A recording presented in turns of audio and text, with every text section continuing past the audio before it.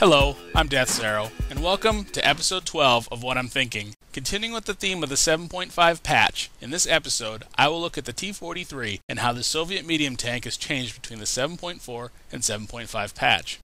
From a historical perspective, the T-43 medium tank was a prototype developed as a possible replacement for the T-34 and KV-1. In May of 1942, Soviet forces started encountering German armor fielding the long 75mm gun, which could penetrate the T-34 at long range. To counter this new threat, the Soviet Armed Forces issued a mandate to two tank design bureaus to develop a new tank that combined heavy armor with the mobility of the T-34. The T-43 medium tank was developed by the Eurovagon-Zavod complex. The prototype was completed in March of 1943. The T-43 was generally similar to the T-34, but with a new armor layout and turret design. The tank was fitted with a torsion beam suspension rather than the Christie-type suspension in the T-34 and a 5-speed gearbox. The new turret was a 3-man turret versus a 2-man turret on the T-34. It also had a commander's cupola, which allowed better all-around vision for the commander, as well as removing the distraction of aiming the gun. The T-43 was to be armed with the same 76.2mm F-34 gun as the T-34. The T-43 was to share approximately 70% of its parts interchangeably with the T-34. Testing at Kubino quickly showed that the heavier T-43 couldn't match the T-34's mobility, and its thicker armor wasn't heavy enough to stop German 88mm guns. After the Battle of Kursk, Soviet military planners realized that the biggest drawback of the T-34 was the ineffectiveness of the 76.2mm gun, which was unable to penetrate the frontal armor of the new German Tiger and Panther tanks, rather than increasing the armor to stop long 75 and 88mm guns. The T-43's turret was modified to mount the more effective 88mm gun and then made to fit on the T-34 tank hull. The T-43 project was then cancelled and the new T-34-85 was produced instead. By modifying an existing tank design rather than retooling to produce a new tank, the Soviets were able to produce the T-34-85 at a higher rate, allowing them to overwhelm German tanks, which were produced and fielded at a significantly slower rate.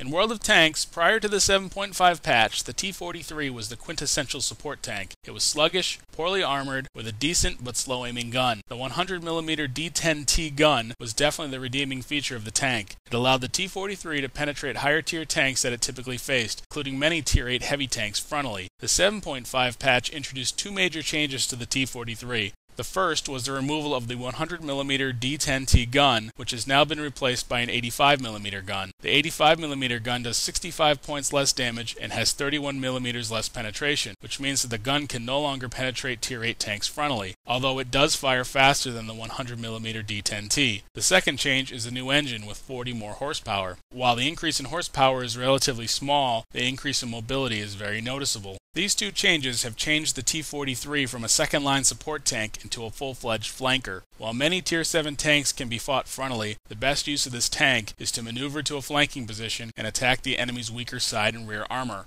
In the right situations, brawling makes sense with this tank, but is generally not a good plan against higher-tiered enemies or enemies with help. One word of advice from experience with the T-43, this tank is not accurate on the move. Unlike the T-20, which can mount a vertical stabilizer, the T-43 should generally use static firing positions as well as the high rate of fire of the 85mm gun to its advantage, rather than running and gunning. Compared to the other Tier 7 mediums, the T-43 is somewhat lacking. The T-20 has the best mobility, but a slow-firing gun. The Panther is the best sniper with mediocre mobility. The VK-3002DB is the best brawler. The T-43 is pretty much second class in all these areas, but it does compete fairly well against its Tier 7 contemporaries. For equipment on this tank, I recommend vents to improve all crew skills, a rammer to speed up reloading times, and an enhanced gun laying drive to improve aim times. Binocs or optics would also be useful equipment choices if you plan to snipe. Reportedly, this tank has been called a tinderbox by many players. I have found that the tank doesn't get lit on fire or ammo racked any more than any other tank, and it doesn't require special equipment like a wet ammo rack or CO2 for the fuel tanks. For crew skills, I recommend repair or camo first. Either are good options, although personally I prefer repair as I'm more of a brawler. After completion of the first skill, I recommend getting Sixth Sense for the commander. Other useful skills are Recon, Snapshot, Situational Awareness, and Brothers in Arms. The first replay that we'll be looking at is a 7.4 patch battle on Mines from June 23, 2012. The map for this battle is Mines. I introduced the Mines map in episode 5 if you'd like to learn more about this map. As noted at the top of the loading screen, this is a standard battle. Reviewing tank composition for this battle reveals the following. This is a Tier 8 battle with 5 Tier 8s per side. The enemy team has an additional Tier 7 as well as an additional Tier 6. My team has 2 Tier 5s while the enemy has none. This is likely due to my team having 2 heavies, a tank destroyer, and 2 mediums at Tier 8, while the enemy team has only 1 heavy and 4 mediums. Heavy tanks weigh more towards the matchmaker than mediums of the same tier do. Both teams have 1 equivalent arty piece. I don't recognize anyone in this battle. As noted in the introduction, this is a 7.4 patch battle, and it's a standard battle, which means that the T-43 still has the 100mm gun. I'm basically in the middle of the tier tank in this battle, which means I want to support my Tier 8 heavies without being on the front lines.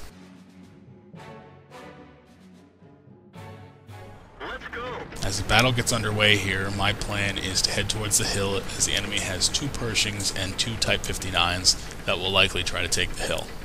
So my goal is to get up towards the hill, try to get fire on the enemies trying to get on the hill, and then provide support to our high tiers that are going towards the middle. In this case, we have a Type 59 and an IS-3 pushing the middle. There's a 3601, and it looks like from the mini-map there are 3 more heavies headed towards the middle with us.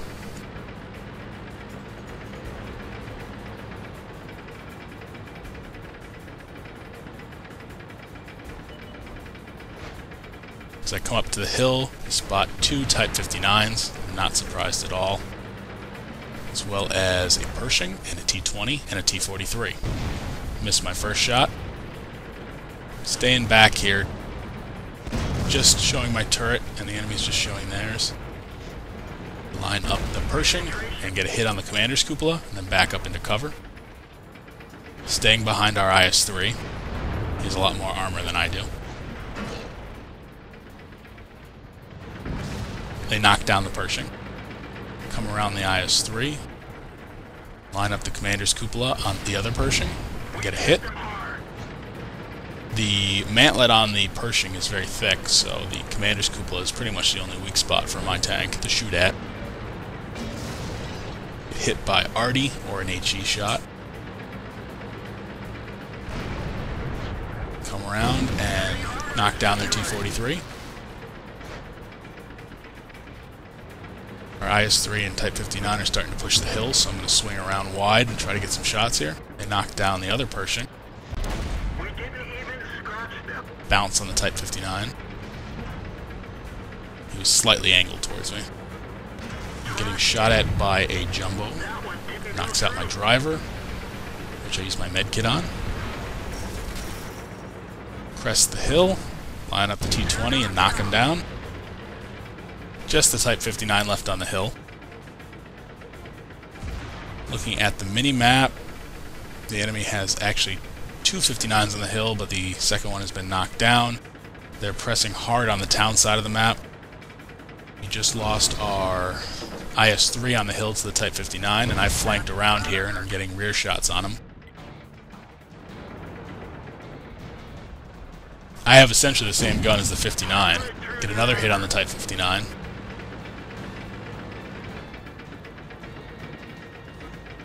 He is run off the hill now. Smart move by him. He would have gotten knocked down by us. It was unlikely he was going to knock either of us down. Come up to the southern edge of the hill. Trying to keep an eye on that 59. See if I can spot any of their base defenders or artillery. Looking at the minimap again, the enemy is still pressing the town side, but they haven't moved very much. Little cliff dive here. Shoot the 59 in the rear. Spot a KV-1S in front of me. I'm able to back out before he can line me up. There's the jumbo in the background. Sniping. Try another cliff dive. Miss my shot on the KV-1S. Spot arty. Lining him up. Nice hit there, light him on fire and knock him down. We are up 11-2 right now. 9 tank lead. Try another cliff dive. KV-1S is behind a rock.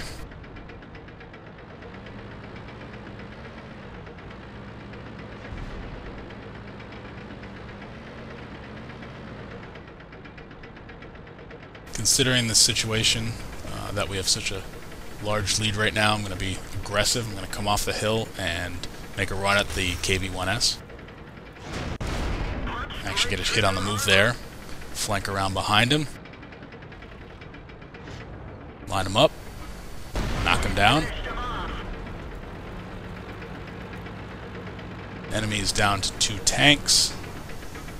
Right now we have an 11, make that a 12 tank lead with the destruction of the jumbo. I'm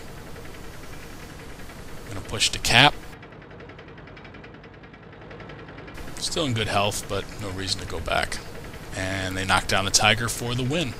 Looking at the victory screen, I destroyed 5 tanks, damaged 2 more, hit 12 of 14 shots, and earned 1,765 experience. Overall, based on tank composition, I knew that the enemy would make a hill push. My goal was to defend against that rush, but not be the tip of the spear. I hung back behind the friendly IS-3 and Type 59 until we defeated the bulk of the enemies on the hill. Once on the hill, I flanked around and helped push the remaining enemy Type 59 off the hill. At this point, I looked for opportunities to attack the enemy, which included cliff diving to kill the Type 59 and then coming off the hill to knock down the KV-1S. The second replay that we'll be looking at is a 7.5 patch battle on Airfield from August 12, 2012. The map for this battle is Airfield, which was introduced in the 7.4 patch. This desert map has an airfield on the northern side of the map and a beach on the south side. The bases are located on the eastern and western sides of the map and are surrounded by destructible villages. There are numerous routes between the bases with lots of hard cover. Generally, this map is won or lost on the northern side of the map. While there is a short route along the beach between the bases,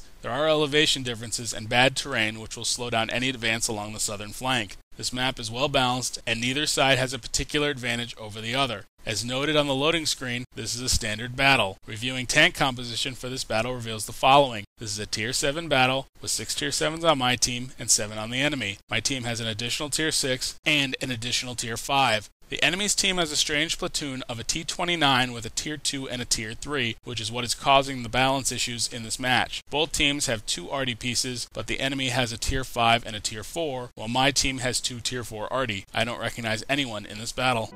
As noted in the introduction, this is a standard battle and it's a 7.5 patch battle, so the T-43 now has the 85mm gun. As a Tier 7 battle, this isn't a terrible situation to be in. The gun fires fast, it's reasonably accurate. As we get underway, I begin to head north. I don't believe I've ever fought on this map along the beach. Occasionally with a TD I'll guard the cliffs overlooking the beach, but I've never actually gone down there. I've played this map more than a few times, and it's generally won from the northern flank. I'm pushing hard here, and I'm heading towards D4, where there's that horseshoe area of rocks. It's a good spot to launch attacks from, as it provides hard cover for most enemies as well as arty cover.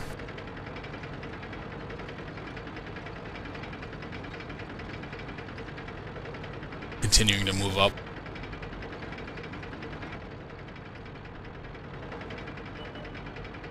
Spot a AMX-12T. Gonna line him up. I stop first. Hit him in the tracks and do damage. He's returning fire. He's got an autoloader, so he's gonna continue to pour rounds into me. And I knock him down. Very minor damage in that encounter. 11% health. Lost my track. Not gonna waste my repair kit there, as I didn't spot any other enemies. Looks like their arty is trying to drop rounds on me. Spot their ELC AMX behind me. This has become one of the favorite scouts in the game right now. It's a tiny little roach, really fast. No armor and no weight to it though, so it does have some issues. Tiger P spotted. Second Tiger P spotted. The one at 1450 hit points is fully upgraded. He has the turret upgrade. The 1350 Tiger P does not have the turret upgrade, although either turret can mount the long 88 gun.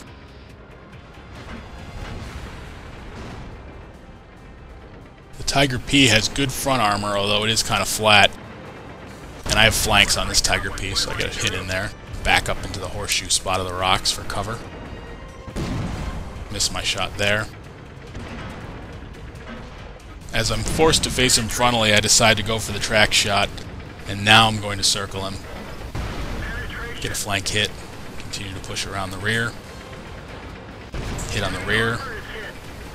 I can outmaneuver him because his track is damaged. If his track wasn't damaged and he was rotating his hull and turret like he is now, he could have caught up with me, and then I knock him down. Have a T-29 and an M2 medium. The other Tiger P is nearby. And he's giving me side turrets, so I'm going to take those shots. The mantlet at the front of the turret is the hard point. He doesn't have as much armor on the side. Take a shot on the T-29 and miss. The enemy is capping our base. And has stopped capping our base. It was a T-43. Not sure why I stopped capping.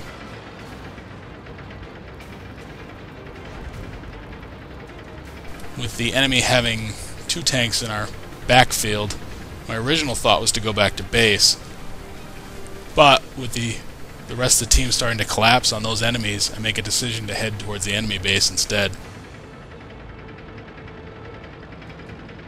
Got a T1 heavy along the beach, just spotted an Su-100.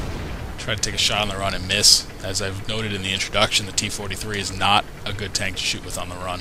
It's not accurate. Push up into the enemy's base, spotted KV-13. Not going to cap yet. The enemy still has too much firepower in the area. Between they actually knocked down the Su-100. Still a Jagdpanther that's unaccounted for. And I line up the KV-13 and get a hit. I'm using this little hill outcrop as cover. Then popping out to get my shots. Get another hit. He hits me in the turret. I'm down to 35%. I think he's using HE. Get another hit. I've got a M36 down below giving me some flank support. Spot their Jagdpanther. From my view, I can't tell what's going on, but you can tell in the overhead view that he is AFK and looks like he's driving into that rock face. Hummel comes around trying to get our Sherman. I get behind him, get a hit. Unfortunately, he knocks down the Sherman. Line him up. Knock him down. Just the Jagdpanther left. Right here where I back out with my zoom, and in my view, I finally notice that the Jagdpanther is AFK and I move in on him. Looks like that one went right through. Just in case he decides to come back to the match, I block him in. Continue to shoot at his rear. We nailed him back. And I knock him down for the win.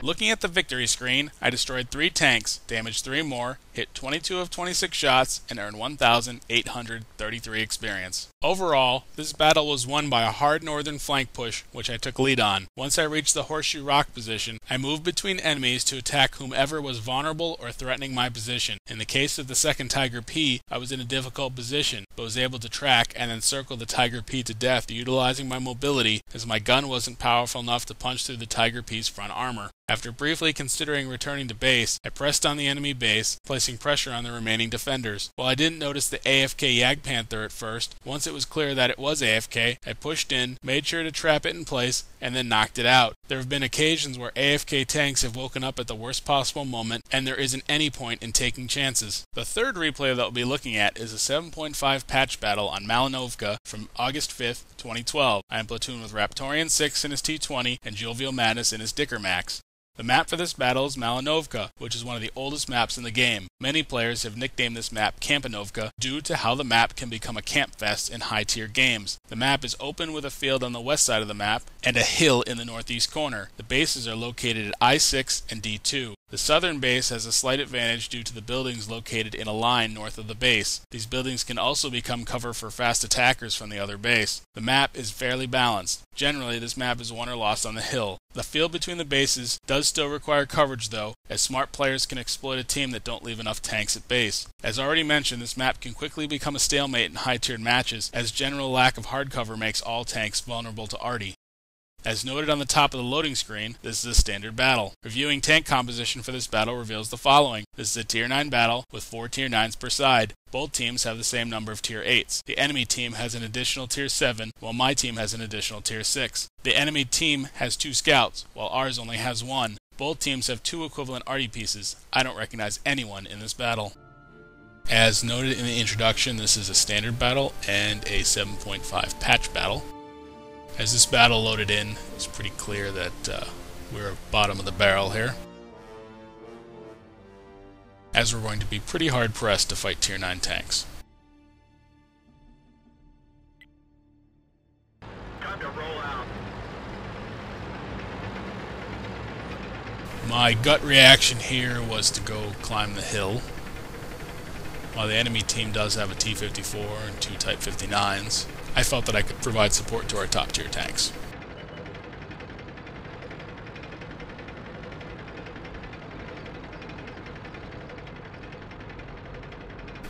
One thing to note right away is our AMX 5120 is rushing down to the buildings along the enemy base. Not a good use of a 5120.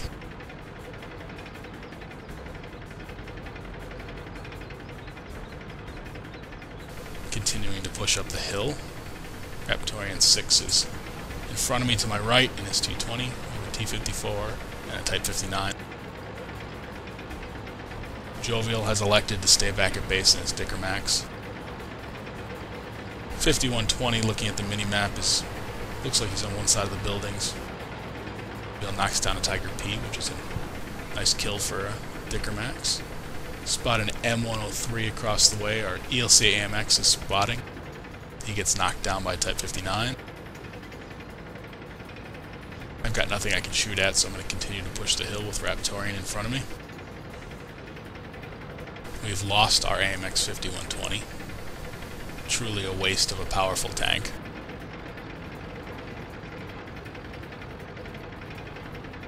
The enemies that are at J4 will disappear without a spotter.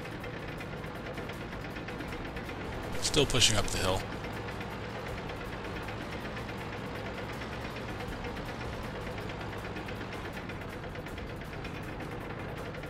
Spotted a T-54 on the hill. Shoot first turret and bounce. Not a surprise. T-54 is a pretty well-armored turret. Type 59 down the hill in the woods. Trying to stay back a little bit. I don't want to be the target of the T-54.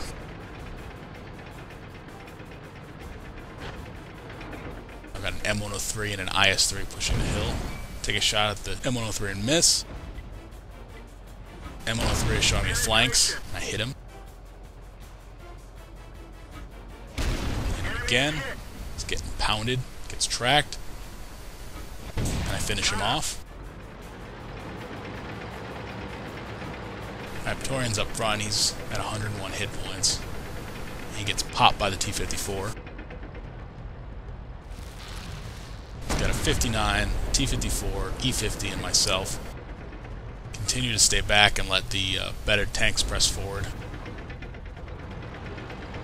Enemy is backing off the hill, trying to use the crest to protect themselves from our tanks, which all have a lack of gun depression. We have some arty support. M41's not particularly accurate though. IS-3 is coming up the hill.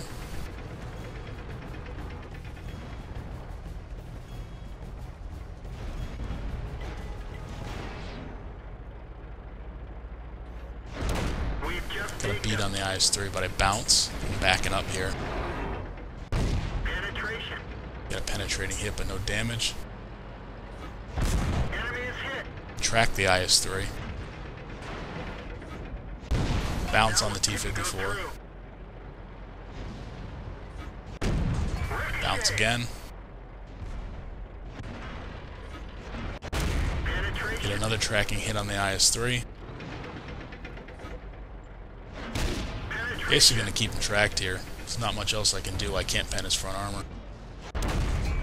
Miss. another track hit. I'm gonna back up here as I don't want to draw too much attention. Knock down the IS-3. Looks like I got hit by the Type 59 there. They finally noticed that I'm back there. I'm pretty much the low threat though in this group. Push around the windmill. Following our E-50 here. Arty hit the E-50 as well as the Type 59 at the same time. It's one thing that annoys me about Arty players. You shouldn't be firing into close quarters like that. Enemy has a T-34. I'm going to push down the hill and into the woods.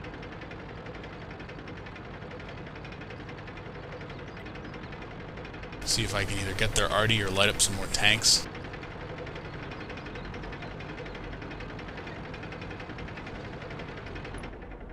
Slowing down a little bit to see if I can get a shot on the flank of that T-34, but I've dipped down too low now.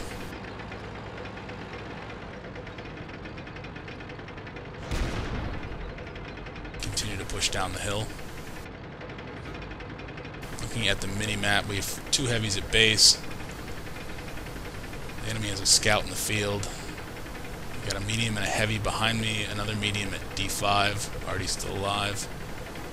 Enemy T-34 is down to 149 hit points. I'm actually not looking back in my view. Overall, I am showing the T-34. Now I spin back. Bounce on the T-34, but the Tiger II knocks him down. Keep pressing up. We lose our Tiger II. The T-95 knocks him down.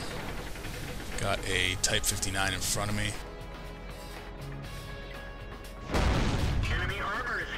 Hit him in the flank.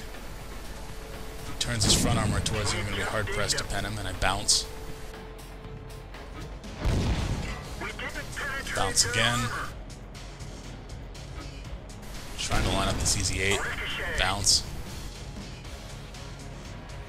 He's got some cover from the Type 59 that's dead in front of him. Backing up a little bit.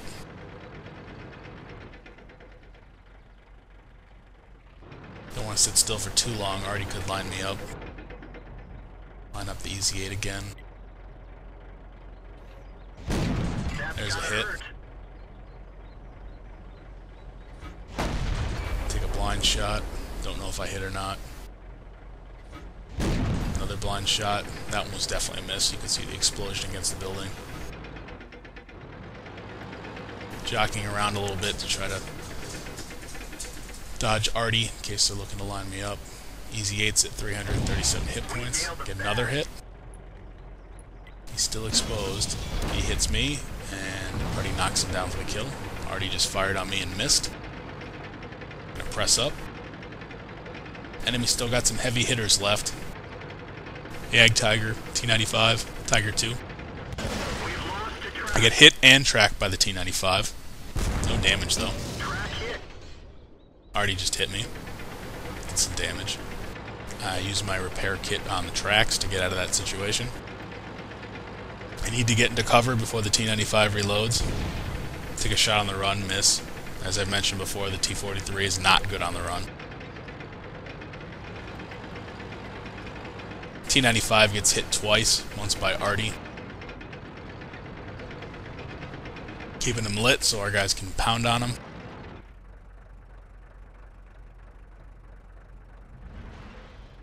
And our super Pershing knocks down the T-95.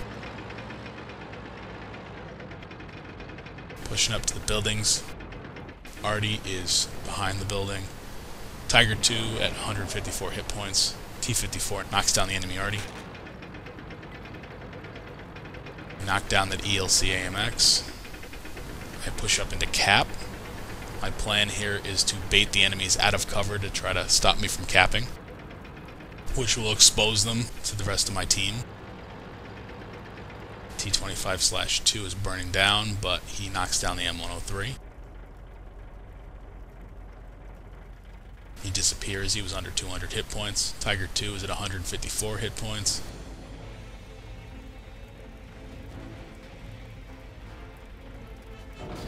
T-54 moves in behind me. Enemy Yag Tiger is climbing in my direction. My plan is working pretty well. The Ag Tiger just took a big flank hit, although he gets a hit on the T-54. I'm going to try to line up the turret on this T-25/2, but he hits me and I miss. We're low on fuel. Keep capping though. Trying to line up the T-25/2 again. He hits me but no damage.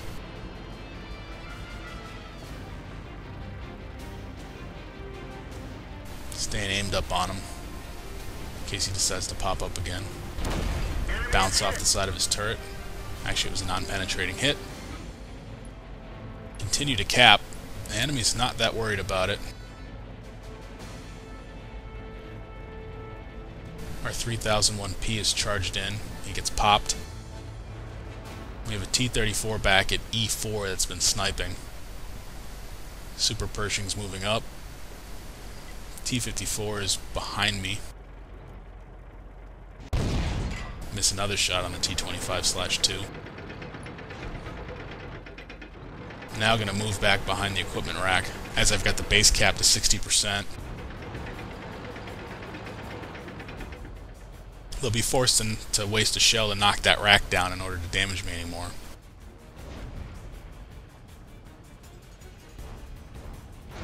The Ag Tiger knocks the equipment rack down. I'm in danger. Try to snap a shot at the Ag Tiger, I miss. Got the base cap to 84%, and the Ag Tiger knocks me down. The enemy is down to a Ag Tiger and a Tiger II against a T-54, a T-34, a Super Pershing, and an M41. And they knock down the Ag Tiger. Super Pershing's down to 213 hit points. T-54 is at 147. T-54 moves into cap.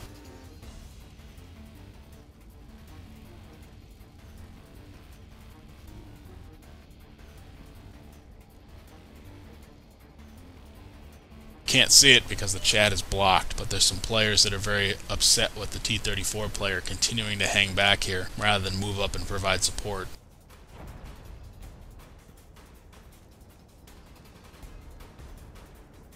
Super Pershing has moved into cap. This will force the enemy out of cover. They're just down to a Tiger II now.